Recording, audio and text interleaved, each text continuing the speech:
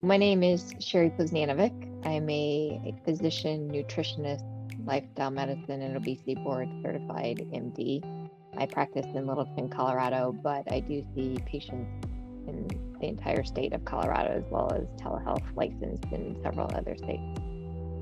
So, menopause, I'm invested for many reasons. One is like I'm there as well, right? I'm in the midst of all of that. I'm turned 50 this year, so I completely understand where women are coming from in this, and it's a real thing. My client base, I would say, is a mix of a lot of perimenopausal. So perimenopause is a time period leading up into menopause, which can last 10 years leading into menopause and cause multiple symptoms.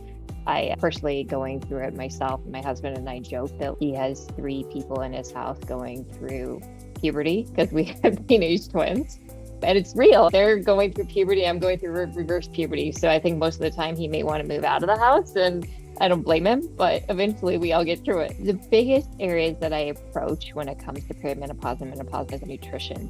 And I have a lot of women that come to me that aren't eating enough. They're starting to put on weight, their body composition is changing, and so they are cutting back on calories. And I think women don't appreciate that. It's actually harming them more than it should be. So it's relearning how to eat and how to eat healthy. Unfortunately, the standard American diet is very inflammatory and not great for symptoms of menopause. So I focus a lot on getting healthy protein, in particular plant-based proteins, and then push towards the plant-based diet.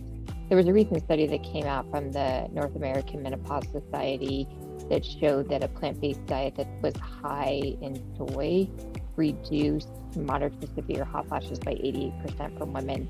On average, help women lose 8 to 9 pounds within 12 weeks.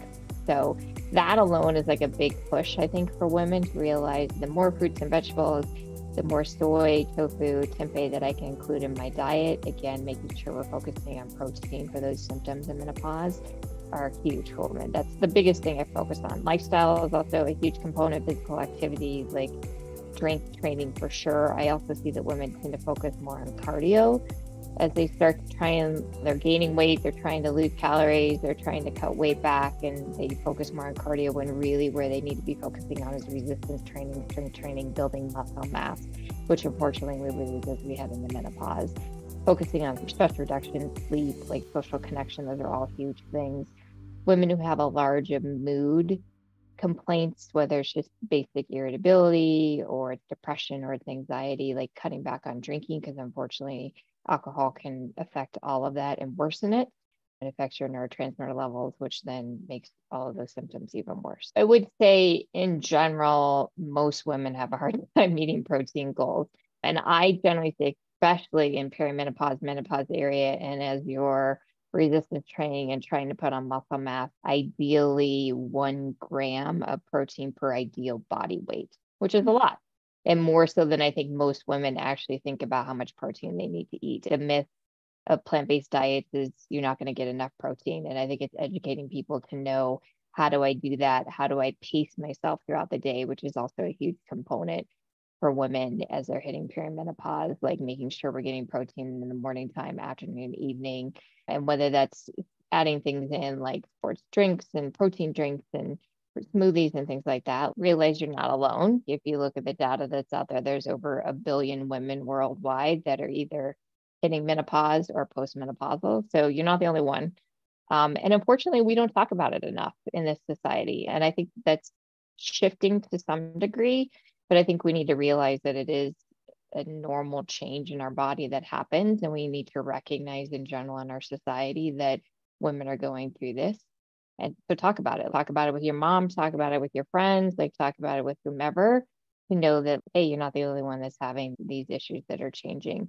And I also would say, like, step back from the internet. I have a lot of women that have come in that have said they see a celebrity, they see an influencer, whatever the next biggest thing on the market is for menopause, which is a huge market. It's $1 billion market right now and is only expanding. And people get lost. They get lost. And so said this was the best supplement that I should take for menopausal symptoms, for night sweats, for mood changes.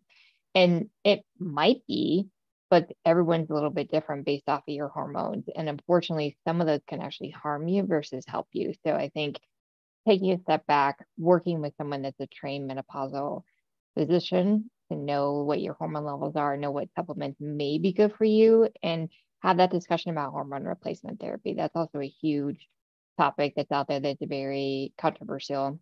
I have a blog on my website that goes through this extensively that's all about menopause, but it talks about the history of hormone replacement therapy and how, unfortunately, a large portion of our society has been taught wrong for several years. And there's a huge expanse of women that didn't get help when they needed to get help.